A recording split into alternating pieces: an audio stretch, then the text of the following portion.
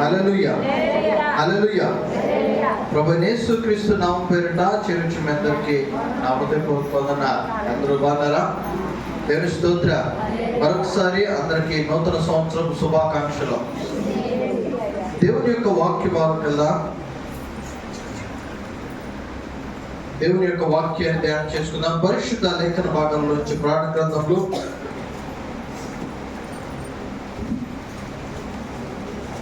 ప్రకటన గ్రంథంలో 21వ అధ్యాయం, ప్రకటన గ్రంథంలో 21వ అధ్యాయం 5వ వచనం భాగం చదువుకుందాం. చూడండి. అప్పుడు సింహాసనాసీనుడైన వాడు ఇదిగో సమస్తమును నూతనమైనవిగా చేయుచున్నానని చెప్పెను. మరియు ఈ మాటలు నమ్మకమును నిజమునై ఉన్నవి కనుక రాయమని ఆయన నాతో చెప్పుచున్నాడు. మరియు ఆయన నాతో ఇట్లనెను,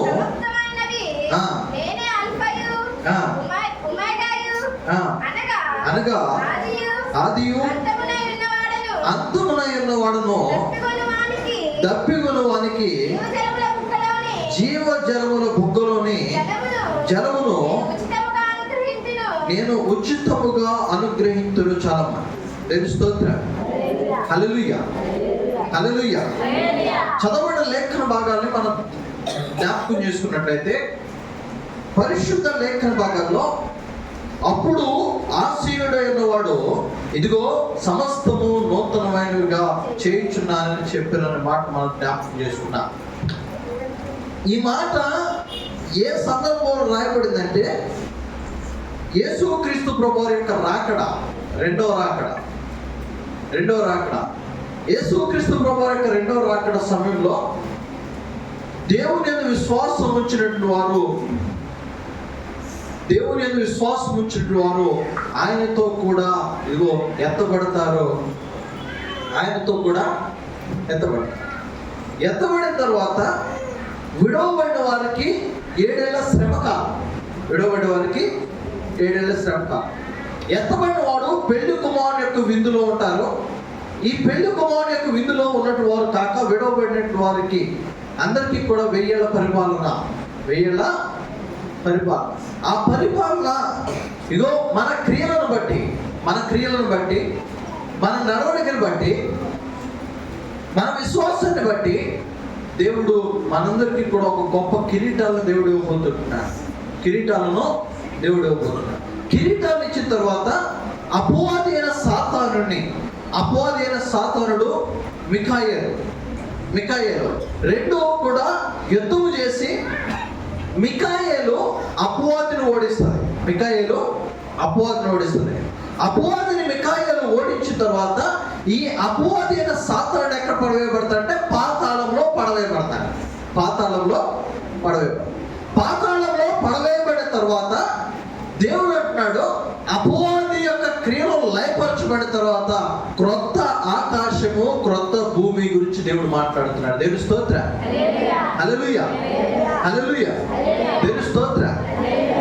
అపవాదిని ఓడించిన తర్వాత, అపవాదిని పాతాళంలో పడవేసిన తర్వాత క్రొత్త ఆకాశం, క్రొత్త భూమి గురించి దేవుడు మాట్లాడుతున్నాడు. చూడండి. అప్పుడు సింహాసనాసీనుడై ఉన్నవాడు ఇదిగో సమస్తమును నూతనమైనవిగా చేయించున్నానని చెప్పిన దేవుని స్తోత్రం. ఎందుకంటే మనం నమ్మిన దేవుడు ఆల్ఫా ఒమేగా, ఆదియు ఆయనే, అంతము కూడా ఆయనే. ఈ ఆల్ఫా ఒమేగా ఎందుకంటే గ్రీక్ భాషలో మనకి ఏబిసిడీలు ఎలా ఉన్నాయో అలా ఏబిసిడీలో ఆల్ఫా మొదటి అక్షరం, ఒమేగా లాస్ట్ అక్షరం. ఆది, ఆల్ఫా, ఆదియు, ఒమేగా, అంతము ఆయన. ఆది అంతమైనటువంటి దేవుడు సెలవిస్తున్నాడు, సమస్తము కూడా నూతనమవుచున్నాయి. సంవత్సరం మారింది. ఇదిగో మన క్రియలు కూడా నూతనం అవ్వాలి. మన క్రియలు ఎప్పుడైతే నూతనంగా ఏర్పాటు చేయబడతాయో ఆశీర్వదించబడతాం తండ్రి. మన క్రియలు ఎప్పుడైతే నూతనంగా ఉంటాయో మనం దీవించబడతాం. తల్లి జ్ఞాపకం చేసుకోండి, నూతనమైన పనులు, నూతనమైనటువంటి నూతనమైన సమస్తము నూతనమవుతుంటున్నాయి. మనలో నూతన పరచుకోవాల్సినవి ఏంటి? మనలో నూతన పరచుకోవాల్సిన కొన్ని విషయాలు జ్ఞాపకం చేసి నా వాక్యాన్ని ముగిస్తాను. దయచేసి చూడండి, కీర్తన గ్రంథం 33వ కీర్తన. కీర్తన గ్రంథం 33వ కీర్తన 3వ వచనం చదవండి. చదవండి. ఆయనను గూర్చి నూతన కీర్తన పాడుడి, ఉత్సాహ ధ్వనితో ఇంపుగా వాయించుడి. దేవుని స్తోత్రం. హల్లెలూయా. ఇదిగో సమస్తము నూతనం అవుతున్నాయి. నూతన సంవత్సరం ఇది.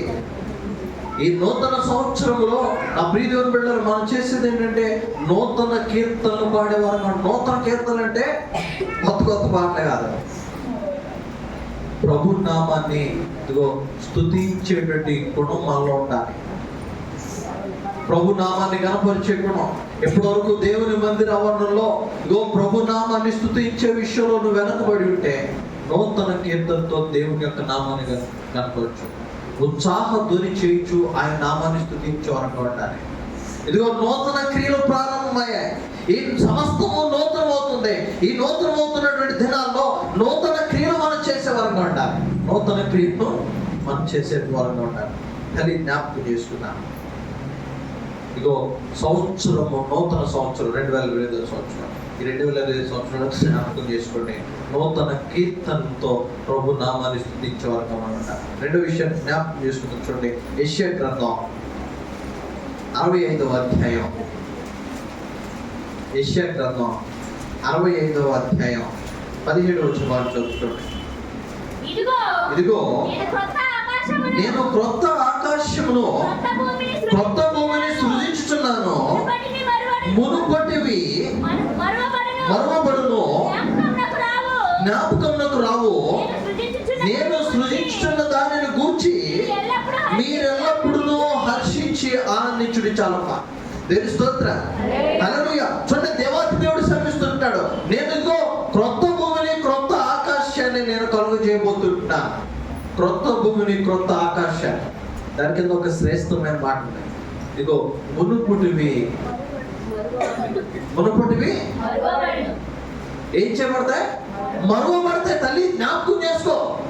ఇదిగో 2024 సంవత్సరంలో నువ్వు ఎక్కడైతే దేవుని యొక్క నామానికి అవమానకరంగా ఉన్నావో, ఏ రీతిగా అయితే దేవుని యొక్క నామాన్ని అవమానపరిచావో, దేవుని సన్నిధిలో మోకరించి ప్రభువా నీకు ఆయాసకరమైన దినాలు నాలో ఉన్నాయ్యా, నన్ను క్షమించబట్టే దేవుడు క్షమించి నూతన పరుస్తున్నాడు. మన జీవితాన్ని నూతన పరుస్తున్నాడు. మర్చిపోయినవి మరలా జ్ఞాపకం చేసుకొనబడవు. అయ్యగారు అలెగ్జాండ్రియా గారు ఆరాధనలో ఒక మాట వాడేవాళ్ళు, ఎంతమంది గుర్తుందో లేదో, ప్రభువా నా పాపములన్నింటినీ మూటగట్టి నా వెనకనున్న అగాధంలో పడవేశావు. ఇదిగో నా పాపాలన్నీ మూటగట్టి నా వెనక మరలున్నటువంటి అగాధంలో పడవేశావు. ఈ అగాధంలో ఉన్న పాపాలను దేవుడు మరలా జ్ఞాపకం చేసుకోడు. ఈ అగాధంలో ఉన్న పాపాలను దేవుడు మరలా జ్ఞాపకం చేసుకోడు. దేవుడు క్షమించిన వాటిని తిరిగి తీసుకున్నాడు. ఇదిగో నూతన కార్యాలు, నూతన కీర్తనలో నూతన క్రొత్త భూమి క్రొత్త ఆకాశాన్ని దేవుడు కలుగజేయబోతున్నాడు. మునుపటి దాన్ని దేవుడు జ్ఞాపకం చేసుకోవడం. తల్లి, ఈ లోకములో ఎప్పటి వరకు ఏదైతే చెడ్డ కార్యాలు చేశావో, ఏదైతే దేవుని యొక్క నామానికి అవమానకరమైన కార్యాలు చేసావో జ్ఞాపకం చేసుకో. అవి మరువబడ్డాయి, వాటిని దేవుడు జ్ఞాపకం చేసుకోడు. అవి మరువబడ్డాయి, దేవుడు వాటిని జ్ఞాపకం చేసుకో. ఇగో నూతన సృష్టి, నూతన సంవత్సరాన్ని దేవుడు మన జీవితంలో అనుగ్రహించాడు. ఈ నూతన సంవత్సరంలో దేవుని కొరకు ప్రత్యేకించబడిన వారంగా మనం ఉండాలి. ప్రత్యేకించబడిన వారంగా మనం ఉండాలి. ప్రత్యేకించబడిన వారంగా మనం ఉంటే ప్రభు నామాన్ని స్తుతించే వారంగా ఉండాలి. ప్రత్యేకించబడిన వారంగా మనం ఉంటే ప్రభు నామాన్ని కీర్తించే వారంగా ఉండాలి. ఒక్కసారి జ్ఞాపకం చేసుకో, ఏ స్థితిలో మనం ఉన్నాం. ఇదిగో నూతనము, సమస్తము నూతనం అవుతున్నాయి. ఈ నూతనములో నూతన కీర్తన పాడే వరంగా ఉండాలి. ఇదిగో క్రొత్త భూమి క్రొత్త ఆకాశాన్ని దేవుడు కలుగు చేశాడు. నూతనమైన హృదయంతో ప్రభు నామాన్ని స్తుతించే వరంగా ఉండాలి. మూడో విషయాన్ని జ్ఞాపకం చేసుకుందాం. 51వ కీర్తన, కీర్తన గ్రంథం 51వ కీర్తన 51వ కీర్తన 10వ వచనం చదువు చూడండి. దేవా నా యందు శుద్ధ హృదయము కలగచేయుము, నా అంతరంగంలో స్థిరమైన మనస్సును నూతనముగా పుట్టించము. చాలా దేవుని స్తోత్రం. మూడో విషయాన్ని మనం జ్ఞాపకం చేసుకుంటే నూతనమైన స్థిర మనస్సు కలిగి ఉండాలి. దేవుని స్తోత్రం. చంచల మనస్సు మనకు ఉండకూడదు. చంచల మనస్సు మనకు ఉండకూడదు. చంచలత్వం మనకు ఉండకూడదు. దేవుని సన్నిధానంలో ఉన్నట్టు మనము తల్లి స్థిరమైన నూతన మనస్సు కలిగి వారంగా ఉండాలి. ఈ రోజు ఎక్కడ రేపు ఎక్కడో అనే స్థితిలో మనం ఉండకూడదు. ఈ రోజు ప్రభునామాన్ని స్తుతిస్తున్నాం, రేపు ప్రభునామాన్ని మర్చిపోయే స్థితిలో మనం ఉండకూడదు. ప్రభువుని విడిచిపెట్టే స్థితిలో మనం ఉండకూడదు. దేవుని యొక్క వాక్య భాగం సెలవిస్తుంది, ఇదిగో స్థిరమైన నూతన మనస్సును నాకు దయచేయమని కీర్తనకారుడు సెలవిస్తున్నాడు. కింద మాట్లాడుతున్నాడు, నీ సన్నిధిలో నుండి నన్ను త్రోసివేయకము, నీ పరిశుద్ధాత్మ నా దగ్గర నుంచి తల్లి జ్ఞాపకం చేసుకోండి. దేవుడు ఈరోజు 2025 సంవత్సరంలో మనందరినీ కూడా సజీవుల సంఖ్యలో ఉంచి దేవుని యొక్క మందిరావరణంలో ఉండడానికి దేవుడు కృప చూపించాడు. అవునా? దేవుని స్తోత్రం. హల్లెలూయా. ఒక్కసారి జ్ఞాపకం చేసుకో, దేవుడు తన సన్నిధిలో నుండి నిన్ను బయటకు త్రోసివేస్తే మన బ్రతికేమవుతుంది? ఏమా, దేవుడు తన మందిరంలోంచి మన బయటకు త్రోసివేస్తే మన బ్రతికేమవుతుంది? ఏంటి?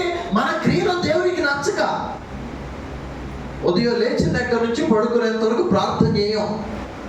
నీ క్రియలు దేవుడికి నచ్చుతాయా? బైబిల్ చదువు, నీ క్రియలు దేవుడికి నచ్చుతాయా?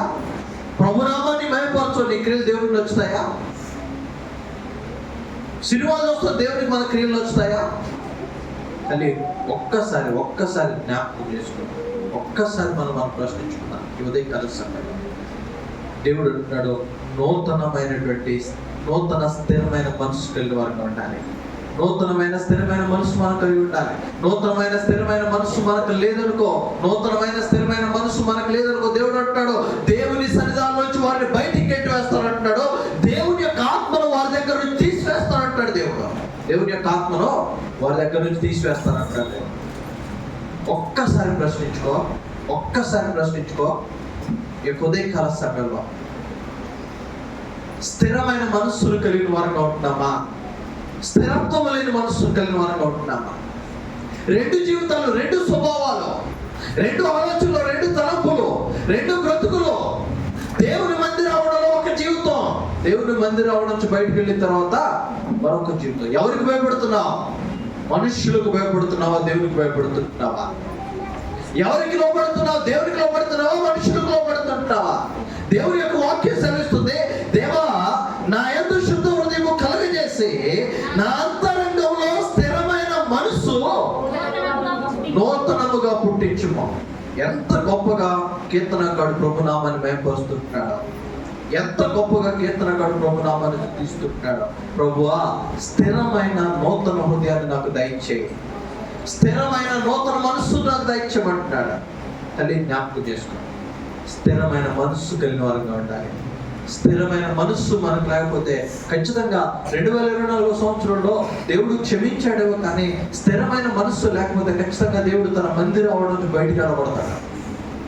దేవుడు మందిరం అవడం నుంచి బయటికి వెళ్ళబడితే ఏమైందో తెలుసా? వాక్యంలో చూపించిన కానీ నేను కొద్దిగా వివరించిన ముందుకు వెళ్తాను. కయ్యను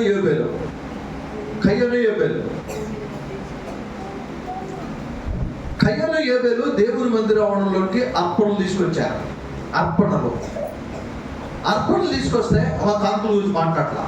అర్పణలు తీసుకొస్తే యోబేలు అర్పణను దేవుడు స్వీకరించాడు, కయ్యను అర్పణ దేవుడు స్వీకరించకపోవడం వల్ల కయ్యను తన తమ్ముడైన యోబేలును చంపాడు. యోబేలును చంపిన తర్వాత కయ్యను ఏమయ్యాడు? దేశదిమ్మరి అంటే పిచ్చోడు అయిపోయి లోకాలు పట్టుకొని తిరుగుతున్నాడు. కయ్యనుకు ఒక స్థలం లేదు, కయ్యనుకు ఒక గుర్తింపు లేదు, కయ్యను చేరదీసేవాళ్ళు లేరు, కయ్యనుతో మాట్లాడేవాళ్ళు లేరు. కారణం ఏంటంటే దేవుని మందిరం నుంచి బయటికి వెళ్ళగొట్టబడ్డాడు. కారణం ఏంటి? కయ్యోను క్రియ దేవునికి నచ్చలా. కారణం ఏంటి?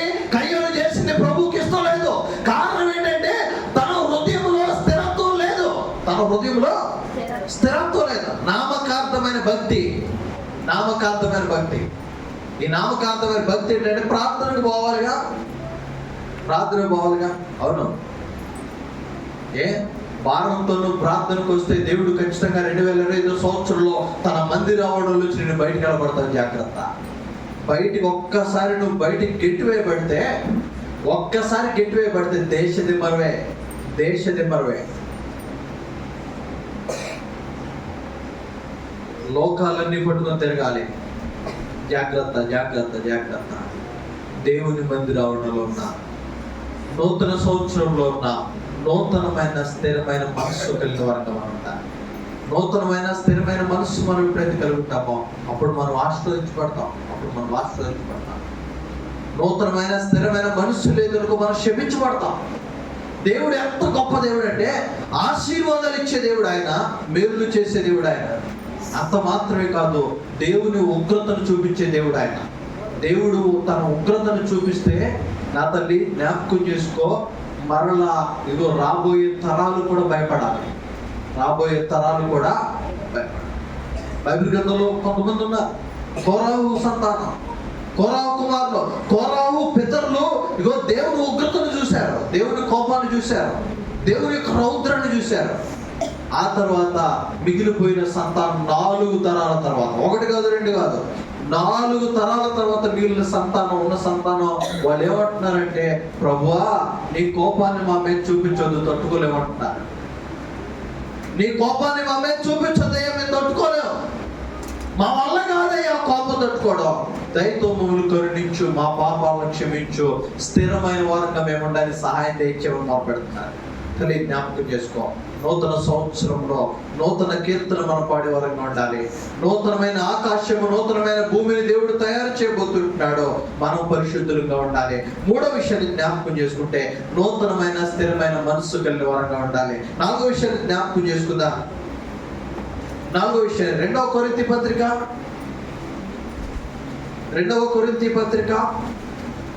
4వ అధ్యాయం 2వ కొరింథీ పత్రిక 4వ అధ్యాయం 16వ వచన భాగం. కావున మేము అధైర్యపడము, మా బాహ్య పురుషుడు కృషించుచున్నను, అంతర్య పురుషుడు దినదినము నూతన పరచబడుచున్నాడు. దేవుని స్తోత్రం. హల్లెలూయా. ఇదిగో 4వ విషయాన్ని మనం జ్ఞాపకం చేసుకుంటే అంతర్య పురుషుడు దినదినము నూతన పరచబడాలి. దేవుని స్తోత్రం. హల్లెలూయా. ఇదిగో బాహ్య పురుషుడు, నా పైన శరీరము, ఈ శరీరం ఏమైపోతుందంటే రోజుకి కూడా ఈ శరీరానికి బలం తగ్గిపోతుంది. ఏమా నేను పోయిన సంవత్సరం ఎట్లా ఈ సంవత్సరం అట్టే ఉంటానా? లేదు, వయసు పెరుగుతున్న కొద్దీ ఏదో ఒక బాధలు మొదలైతే అవునా? అదే రీతిగా ఇదిగో నా పైన శరీరం, ఇదిగో నేను కలిగి ఉన్న ఈ శరీరం ఇది వృద్ధాప్యానికి వస్తున్నప్పుడు, లేదా నా వయసు పెరుగుతున్నప్పుడు, నా అంతర్య పురుషుడు, నా ఆత్మ, నేను కలిగి ఉన్న ఆత్మ బలపరచబడాలి. దినదినము నూతనపరచబడాలి.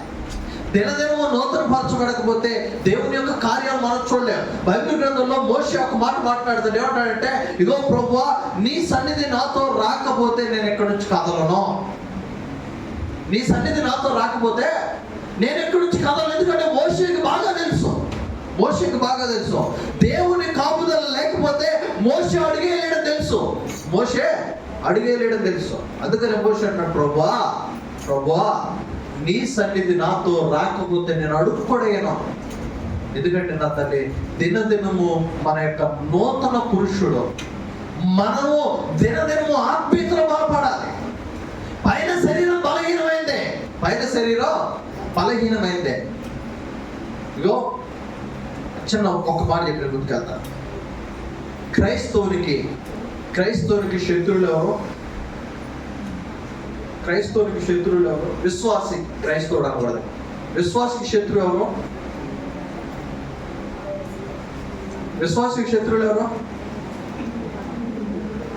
మాట్లాడండి. విశ్వాసికి శత్రువు ఎవరు? సాతానుడు. Okay, very good. సాతానుడు ఇంకా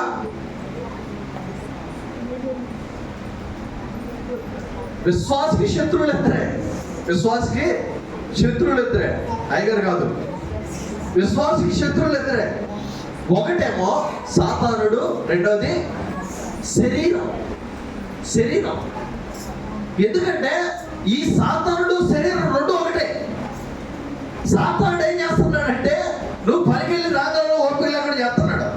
శరీరం ఏమంటుందంటే అలసిపోయి పడుకో, అలసిపోయి పడుకో, మోకాళ్ళలో పోతున్న పడుకో, తల్లపోతు పడుకో, బీపీ తగ్గింది పడుకో, షుగర్ పెరిగింది పడుకో. తల్లి జ్ఞాపకం చేసుకో, ఈ విశ్వాస జీవితంలో ఇదిగో నీ అంతర్య పురుషుడు, నీ అంతర్య పురుషుడు బలపరచబడాలంటే నువ్వేం చేయాలి తెలుసా?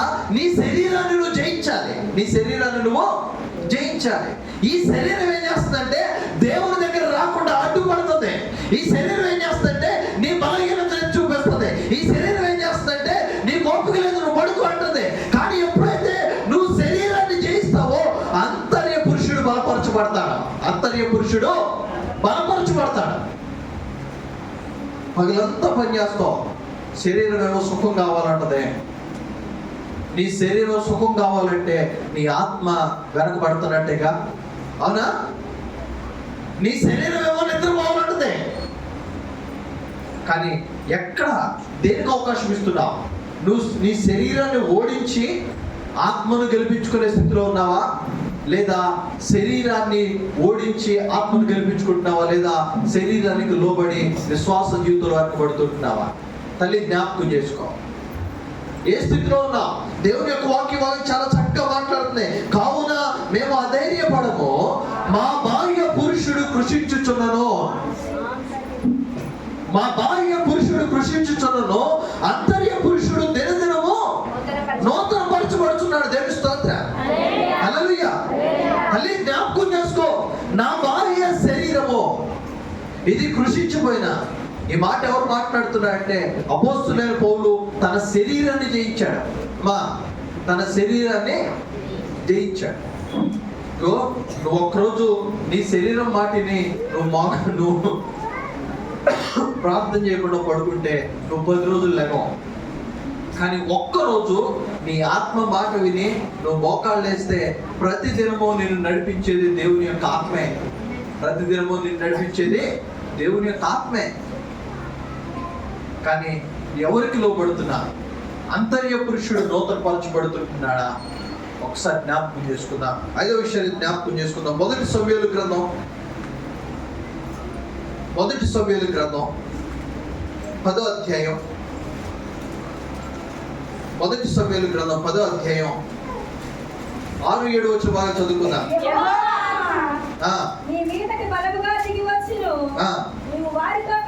నీవు వారితో కలిసి ప్రకటన చేయుచుండగా నీకు క్రొత్త మనసు వచ్చును. దేవుడు నీకు తోడుగా ఉండును కనుక ఈ సూచనలు నీకు సంభవించిన తరువాత నీకు మంచిదని తోచిన దాన్ని చేయము.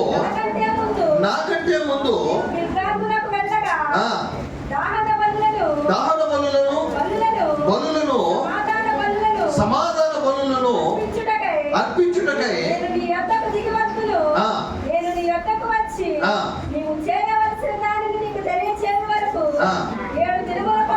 ఏడు దినముల పాటు నీవు వచ్చి నిలవలను. చాలా సమూయేలు సౌలుని అభిషేకించిన తర్వాత చూడండి, యెహోవా ఆత్మ అతని మీదకి బలముగా దిగివచ్చును. నీవు వారితో కలిసి ప్రకటన చేయుచుండగా నీకు క్రొత్త మనసు. దేవుని స్తోత్రం. నూతన సంవత్సరంలో క్రొత్త మనసు కలిగిన వారంగా ఉండాలి. నూతనమైన మనస్సు. ఈ నూతనమైన మనస్సులో ఏముండాలి తెలుసా? దేవుని యొక్క మాట వినాలి. దేవుని యొక్క మాట వినాలి. దేవుని కార్యాలు కనబడాలంటే దేవునికి లోబడాలి. దేవుని కార్యాలు జరగాలి అంటే దేవునికి లోబడాలి. దేవునికి లోబడకుండా దేవుని కార్యాలు జరుగుతాయంటే జరగవు. మన జీవితాల్లో జరుగుతాయా? తల్లి జ్ఞాపకం చేసుకోండి. క్రొత్త మనస్సు కలిగిన వారంగా ఉండాలి. ఇంకొక మాట తెలియజేసిన వాక్య భాగాన్ని ముగిస్తాను. దయచేసి 7వ యోహాను సువార్త యోహాను సువార్త 13వ అధ్యాయం. యోహాను సువార్త 13వ అధ్యాయం. యోహాను సువార్త 13వ అధ్యాయం 34వ వచనం బాగా చూడండి. మీరు ఒకరినొకరు ప్రేమింపవలెనని మీకు క్రొత్త ఆజ్ఞ ఇచ్చుచున్నాను. నేను మిమ్మల్ని ప్రేమించినట్లే మీరును ఒకరినొకరు ప్రేమింపవలను. చాలా దేవుడిచ్చిన ఒక క్రొత్త ఆజ్ఞ. పరిశుద్ధ గ్రంథంలో, పాత నిబంధన గ్రంథంలో ఎన్ని ఆజ్ఞలు ఉన్నాయి? 10 ఆజ్ఞలు ఉన్నాయి. క్రొత్త నిబంధన గ్రంథంలో ఎన్ని ఆజ్ఞలు ఉన్నాయి? 2. మొదటిది ఏంటి? నీ పూర్ణ హృదయంతోను, నీ పూర్ణ ఆత్మతోను, నీ పూర్ణ శక్తితో నీ దేవుడైన యెహోవా నువ్వు సేవింపవలెను. రెండవది, నిన్ను వలె నీ పొరుగు వారిని ప్రేమించు. నూతనమైన ఆజ్ఞ. దేవుడిచ్చిన ఆజ్ఞ అనుసరించే వారంగా ఉండాలి. ఇదిగో, మన తోటి వారిని మనం ప్రేమించే వారంగా ఉండాలి. మన పొరుగు వారిని మనం ప్రేమించే వారంగా ఉండాలి. తల్లి జ్ఞాపకం చేసుకుందాం. దేవుని యొక్క నామాన్ని కనపరుస్తూ ఆయన నామాన్ని మహిమపరిచే వారంగా మనం ఉంటున్నామా? దేవుని యొక్క నామాన్ని కనపరుస్తూ ఆయన నామాన్ని కీర్తించే వారంగా ఉంటున్నామా? ఆఖరిగా ఒక్క మాట, విలాప వాక్యములో 3వ అధ్యాయం 23వ వచనం.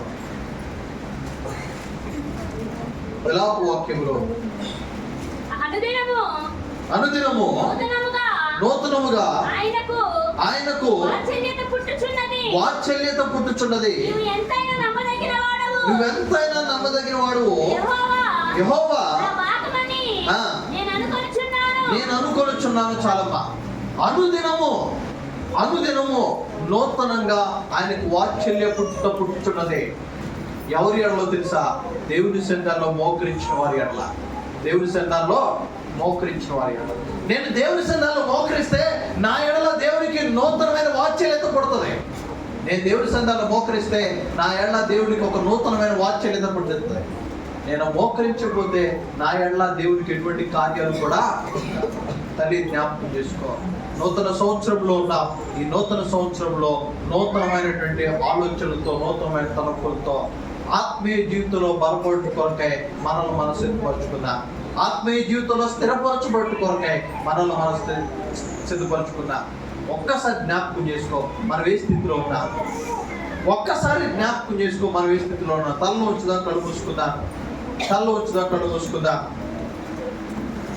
తలలో వచ్చుదా కళ్ళు మూసుకుందాం. చిన్న ప్రార్థన.